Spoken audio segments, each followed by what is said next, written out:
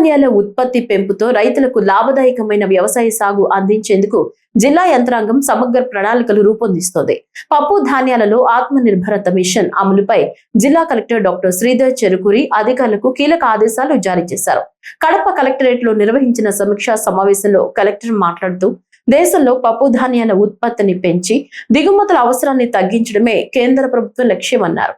Red gram, black gram వంటి పప్పు ధాన్యాల సాగును ప్రోత్సహించి రైతుల ఆదాయం పెంచే దిశగా చర్యలు చేపట్టాలని సూచించారు.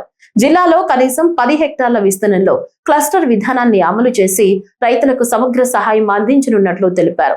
చిన్న, సన్నకారు రైతులు, మహిళా రైతులకు ప్రాధాన్యత ఇవ్వాలని స్పష్టం చేశారు. సర్టిఫైడ్ విత్తనాలను 50% సబ్సిడీతో అందించడంతో పాటు డీబీటీ విధానంలో రైతుల ఖాతాల్లో నిధులు జమ చేయనున్నట్లు వెల్లడించారు. అలాగే సమగ్ర పోషక నిర్వహణ, జీవ ఎరువుల వినియోగం, పంటల మార్పిడి, యాంత్రీకరణ వంటి ఆధునిక పద్ధతులను ప్రోత్సహించాలని సూచించారు.